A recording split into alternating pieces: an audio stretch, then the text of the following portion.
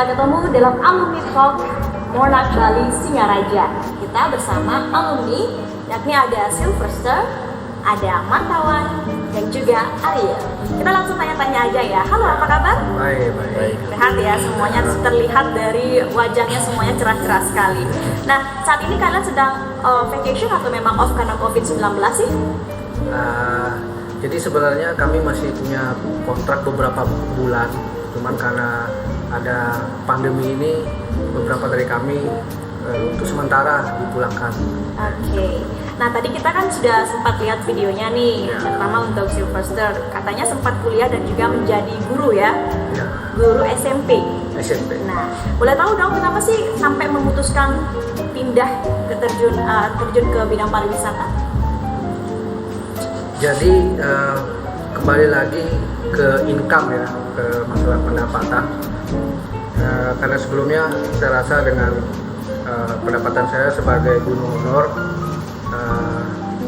saya single, masih muda, cukup. Tapi setelah saya pikir kedepannya pada saat saya sudah berkeluarga nanti, mungkin saya perlu income yang lebih besar lagi. Jadi itu saya melakukan terobosan, saya pensiun dan saya memutuskan untuk kuliah kembali di Monarch untuk bekerja di kapal pesiar. Yang mendasari kamu untuk kuliah memilih Monarch itu seperti apa? Oke ya, sebelumnya saya sudah tahu beberapa instruktur yang mengajar di Monarch. Itu beberapanya adalah teman-teman saya kuliah dulu, dan saya lihat juga instruktur yang ada di Monarch itu sebagian besar adalah pekerja di kapal pesiar. Kemudian setelah saya survei materi yang diberikan pada perkuliahan di Monarch itu sesuai dengan pengalaman para instruktur. Jadi apa yang kita pelajari di Monarch itu lebih efisien, lebih kepada apa yang benar-benar kita butuhkan pada saat kita terjun ke kapal pesiar. Pada saat itu jurusan apa kamu ambil? Saya jurusan kulineri. Ya. Oke, kalau yang lain kenapa memilih Monarch? Kalau saya dulunya setelah tamat dari SMA, saya memilih Monarch karena saya lihat itu Monarch langsung bekerja sama dengan salah satu agent ternama di Bali, Ratu. Samping itu setelah lulus di Monarch langsung disalurkan ke Ratu Bali. Jadi bagusnya juga kalau misalkan kita nggak lulus di kapal A, langsung disalurkan ke kapal B. Oke. Menjanjikan. Menjanjikan. Ariel. Karena saya lihat sebelumnya Monarch sudah membuktikan dan menghasilkan banyak pahlawan devisa yang sudah berangkat ke kapal pesiar dan kerjasama juga dengan kapal-kapal ternama di dunia. Jadi itu yang memotivasi saya untuk ikut bergabung dengan Monarch. Oke, kalian bertiga kan di kapal pesiar nih. Apa sih yang mendasari kalian kok mau ke kapal pesiar? Itu lebih ke jalan pintas kali ya buat saya. Karena kenapa, kalau kita kerja di rumah, anggaplah kita kos, itu kita masih mikir tempat bayar kos, sewa listrik, air. Jadi anggaplah dengan gaji 4 juta, 3 juta itu masih kotor. Sedangkan kalau di kapal, anggaplah sekecil-kecilnya gaji sekitar 10 juta itu kita bisa dapat full, mungkin lebih ya, karena banyak sampingan-sampingan juga di sana. Karena kita udah nggak mikir lagi makan, listrik, apa semuanya gratis. Kalau saya, kenapa saya ingin bekerja di kapal pesiar itu karena saya dari dulu emang pengennya bekerja sambil jalan-jalan. Jadi istilahnya menyelam sambil minum air. Oke, karena pengen jalan-jalan Pengen itu jalan-jalan ya yang banget, mendasari ya. kamu. Kalau Ariel? Ya. Pertama, ingin mendapatkan income yang lebih dan kalau bisa dibilang untuk merubah nasib lah sedikit, untuk bisa menjadi ekonomi yang lebih. Nah, kalau Sylvester tadi kan bilang pertama jadi guru, kan nggak punya basic nih pariwisata. Tapi kok bisa sih mengikuti pelajaran demi pelajaran di Monarch, itu seperti apa? Sebenarnya ini masuk ke mindset ya. Kalau emang kita sudah punya kemauan, ditambah lagi fasilitas yang diberikan Monarch, fasilitas dan materi-materi, itu sangat mudah sekali kita bisa beradaptasi di dunia kapal pesiar nanti. Karena kenapa? saya dulunya pun belum pernah bekerja di hotel, belum pernah memasak, belum pernah megang pisau. Tapi di Monarch saya pelajari semua basic sampai basic cutting, basic cooking, itu semuanya saya dapatkan basicnya di Monarch. Jadi begitu saya berangkat di kapal, saya sudah punya skill, sudah punya knowledge setidaknya yang saya dapatkan dari Monarch. Jadi semuanya smooth. Berarti pelajaran-pelajaran yang diberikan di Monarch itu berguna di sana semua? Murni yang saya dapatkan dari Monarch. Karena saya sebelumnya belum punya pengalaman apa-apa di hospitality. Berarti kamu kapal pesiar sudah siap dong ya dengan Sudah siap. skill kalian masing-masing yang sudah dapatkan di Monarch ya? Oke. Nah, kita mau tanya dulu ya. Kalian masih ingat dong, kita flashback dulu ke Monarch. Siapa sih pengajar di Monarch yang paling paling lucu deh, coba siapa? Ingat nggak? Siapa? Kalau saya Bapak ini, misalnya Bapak atau Miss ini kalau ngajar enak dulu gitu ya. Yang favorit deh untuk kalian. Siapa? saya ada satu instruktur favorit, nama boleh ya? Boleh. Namanya Pak Dukakis. Pak Dukakis, kenapa tuh? Ya, kita di kelas enjoy lah. Jadi selain karena saya sudah kenal juga di luar perkuliahan, jadi di dalam juga lebih santai ngajar gitu. Oke, yang lain? Kalau saya instrukturnya atau favorit adalah Pak Trisma. Oh, Pak Trisma, oke. Kenapa? Jadi kalau sama Pak Trisma itu pas dia ngajar, jadi bukan hanya seperti guru, jadi seperti kayak teman. Oke, kayak teman. Arya? Kalau favorit saya Pak Ngurah Wedan. Karena Oke. setiap beliau masuk ke kelas, semua pasti diam. Oke, auranya ada gitu Auranya ya? beda. Oke, wibawanya itu Iya, ada jelas. berarti. Oke, sudah menyebutkan masing-masing. Nah, ada pengalaman yang paling tidak bisa kalian lupakan nggak waktu kuliah? Apa misalnya kalian dapat prestasi atau mungkin apalah? Kalau pada saat kuliah sebenarnya sih pengalaman saya banyak dapat pada saat praktikum ya. Praktek. Ya, praktik. Jadi sekalian pengenalan alat-alat. Karena di Monarch itu fasilitas kitchen, bar dan semuanya itu bisa saya katakan lengkap.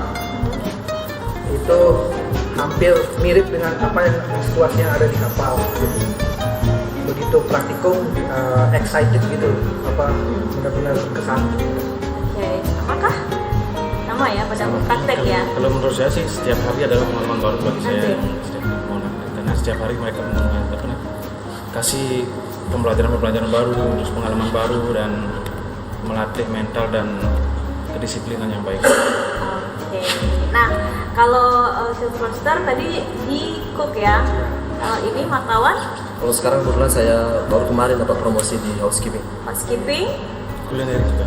culinary di cook juga. Nah, saya mau tanya nih, kalau untuk misalnya yang ingin nih meneruskan jejak-jejak kalian yang pengen ikut juga ke kapal pesiar, itu persiapannya seperti apa sih? Yang utama itu mental. Mental, Ya, oke. itu mental. Satu, Karena mental. kalau saya lihat untuk skill dan knowledge, walaupun kalian ngerasa belum siap, itu masih bisa kita asah di kapal nanti. Jadi di kapal juga banyak teman-teman senegara di sana yang bisa membantu kita. Mungkin kalau pada saat kita kesulitan bahasa dan sebagainya. Gitu. Jadi yang utama itu mental sebenarnya. Kalau kita sudah terbiasa punya mental siap untuk bekerja, di mana aja bisa kita bekerja. Siap. Ya. Oke, ada tambahan? Kalau yang kedua itu saya tambahkan yaitu fisik bisa menjadi acuan juga. Mental, Kalau yang fisik ya, harus kuat ya. Ya. Emang seperti apa sih kerja di kapal pesiar itu? Dengar-dengar banyak yang bilang bahwa wah, kerja keras di kapal pesiar. Gimana tanggapannya? Ya kalau kita lihat penghasilannya berbanding lurus dengan pekerjaannya memang. Oke. Jadi kalau kita di rumah dengan keamanannya, Sabtu Minggu libur, kalau di kapal kita nggak ada namanya hari libur. Bahkan sehari mungkin kita bisa kerja 12 jam, 13 jam tanpa break seperti itu. Tapi kembali lagi ke mental. Kalau kita sudah siap, sudah terbiasa bekerja di rumah. Jadi di kapal itu biasa gitu, seperti cuma segini aja. Mungkin yang terberat dihadapi anak-anak baru itu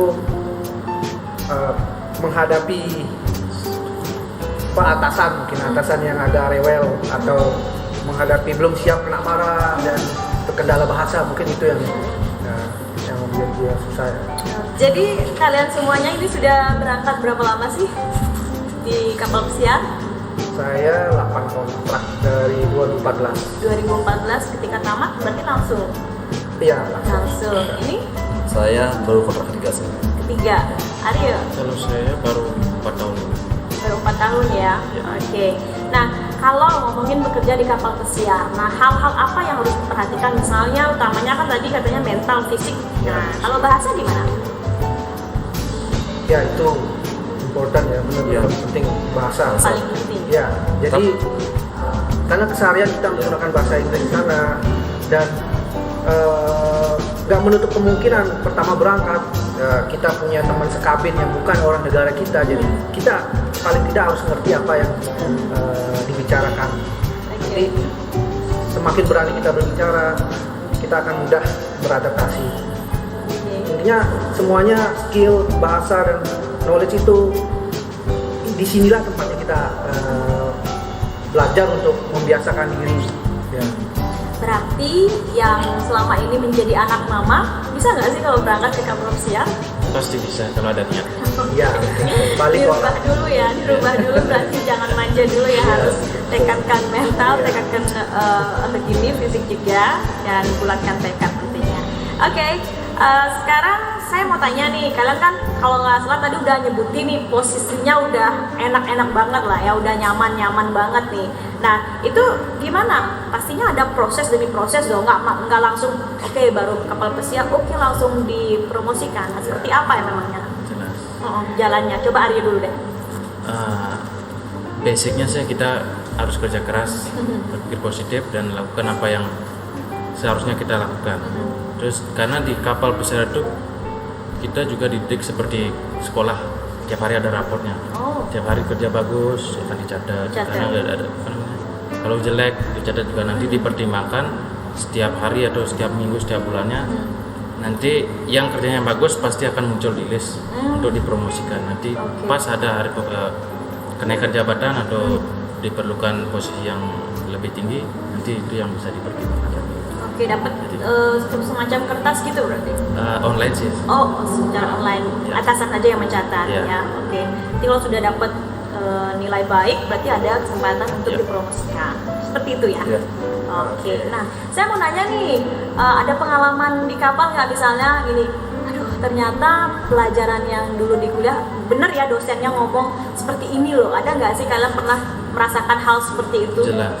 Apa tuh? Biasanya sih di first contract 1 minggu 2 minggu pas mulai kerja itu kadang disuruh motong gini, harus kerjain ini, kita nggak tahu, tapi di kampus sempat kita diajarkan tapi nggak Tapi, ngeresep itu, jadi kalau- jadi mikir ternyata benar ini yang diajarkan oleh dosen saya gitu. Oke, ada mungkin yang beda? Kalau pengalaman saya itu ya memang first kontrak yang paling galau ya? paling galau, karena mungkin pertama jauh dari keluarga. Jadi first kontrak itu sejujur saya masih bawa pegangan buku yang dari mana. Karena kenapa? Saya ngerasa pada 2014 dulu wifi di kapal itu masih agak susah. Jadi untuk nyari-nyari materi itu masih agak susah. Kemudian terkendala masalah bahasa juga. Kalau kita bertanya ini apa sih, jadi hampir 80% itu saya masih berpatokan sama materi yang ada di mana. Kemudian setelah itu tergantung dari individu masing-masing sebenarnya gimana mereka bisa beradaptasi. Kalau saya gunakan waktu istirahat saya untuk berkeliling ke stasiun lain, saya bawa catatan kecil, saya catat gitu. Jadi itu sangat berguna buat saya ke depan nanti. Saya sudah punya kitab suci. Oke, berarti berpatokan lagi kitab suci dari Iya, Monak ya. benar. Dibawa itu. dicontek-contek Jadi ya. buku yang materi pelajaran di Monak itu sudah rangkuman Semua semua, ya? basic Berguna. semua ada di sana. Oke, tuh brothers, makanya kalau dapat buku dari Monak jangan dibuang-buang ya, ini bisa dibawa tuh ke kantor kesian untuk bekal kamu. Nah, kita ngomongin nih saat pandemi ini kan ya, semuanya sekolah, kuliah kan tutup. Nah, kita mau flashback lagi ke kalian semuanya pada tahun-tahun itu, masih ingat nggak sih ospek kalian itu seperti apa? Ayo, ospeknya kayak gimana? Oke, kalau saya, karena saya sudah pernah kuliah sebelumnya, jadi sudah ngerasain ospek yang lain. Kalau saya rasa lihat jenis ospek di Monak ini jauh lebih ke menekankan ke pendidikan, bukan lagi ke menggembleng adik tingkat, bukan seperti itu. Jadi kita lebih diberikan materi-materi pendidikan, materi tentang sikap profesi bagaimana seperti itu. Oke, lebih ke Jadi lebih attitude ya. lebih ke attitude. Oke. Kalau wartawan? Sama Sama ya, satu sama. angkatan ya. Ya, Nah, angkatan. ini yang beda nih 2016 seperti apa nih ospeknya? 2016 ospeknya kebetulan di kampus saja. Terus ada cerita lucu. Apa tuh? Pas ospek kita dibagi per grup. Nama grupnya nama kapal, misalnya Royal, Celebrity, Disney, dan kebetulan saya di situ barisan pertama dan grup Disney. Oke. Dan pas saya melamar ke Ratu, saya melamar perusahaan lain, tapi kok malah ketemunya Disney gitu, jadi Oke. pas Jadi jadinya. ingat ya ospek langsung sekarang. Kebetulan. Oh sama ya, kebetulan kapalnya yang sama. Oke, bener ya, lucu juga ya. Ini suatu kebetulan yang mungkin Kebetulan. tidak disengaja. Tapi gimana kalian waktu saat itu ada yang mungkin sampai bikin kalian berkesan waktu ospek gitu? Mungkin disuruh ngapain gitu? Disuruh tebak-tebakan atau apa? Kebetulan dulu saya waktu ospek satu kelompok sama dia. Nah. Dia ketua Ketua kelompok saya. kelompoknya. Oke. Jadi kelompok kita the best ya. Apa namanya? Samara ya kalau nggak salah. Samara. Iya, jadi the best. Jadi ya benar-benar solid lah waktu itu kita, walaupun kita baru kenal dari berbagai kalangan, ada yang sudah kerja, ada yang ada yang baru tamat SMA, dari segala usia kita kumpul di sana, jadi Maksud ya luar biasa bisa solid kayak gitu. karena satu angkatan, satu kelompok, di kapal juga satu Satu kapal ya. Ya, dua kontak terakhir ya satu kapal. Oke, luar biasa.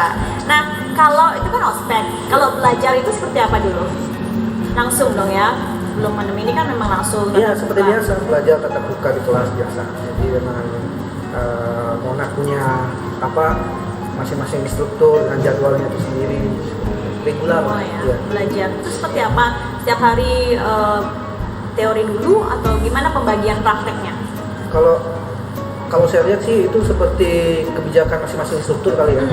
Jadi mungkin sekian persen teori, sekian persen praktikum. Terutama kalau jurusan lain saya kurang tahu. Kalau yang di kulinari itu kita dibagi beberapa bidang materi perkuliahan yang tidak ada praktikumnya, itu memang hanya di kelas. Tapi kalau kayak basic memasak dan sebagainya itu mungkin 80% kita ditaruh di praktikum seperti itu. Ada nih yang mengatakan masak itu kan cewek. Nah, kalau kalian kan cowok-cowok nih, gimana nih? Kalian ketika awal milih, kok saya milihnya masak gitu, nah gimana? Ada nggak sih pikiran kayak gitu? Jadi gini sebenarnya, kalau di dunia kitchen itu ya, itu kasarnya kita bilang tuh dunia kejam. Oke. Jadi Why? benar-benar Kenapa? mental ya. Jadi semua teriakan, semua marah-marah, semua yang panik, semua ada jadi satu di dalam kitchen. Ada di sana, Iya. oke. Jadi apalagi kita yang kerja menangani ribuan passenger, kita harus punya presentasi yang bagus, speed yang harus cepat. Jadi kebayang gimana paniknya itu di dapur waktu itu ya kayak gitu. Jadi kalau saya rasa kenapa lebih banyak cowok, mungkin kali ya, mungkin cowok lebih bisa menghandle, manage crowded gitu ya. Oke, yang katanya cowok itu sensitivitas lidahnya itu nggak bakal berubah ya. Kalau cewek kan bakal berubah katanya. Gimana? Mungkin Bener nggak? saya belum pernah dengar. Mungkin. Arya kan di cook juga nih, gimana? Kalau menurut saya sih sama aja, karena tergantung ini apa namanya profesi. Kalau di rumah kemungkinan ya, kalau di rumahan yang cewek-cewek masak, tapi kalau untuk profesi semua kita pasti bisa. Sama. Oke. Berarti enak banget dong ya pacar atau calon istri mereka ya briders karena mereka akan rajin dimasakin. Oke, kita break dulu. Setelah yang satu ini kita akan kembali. Tetap di Alumni Talk.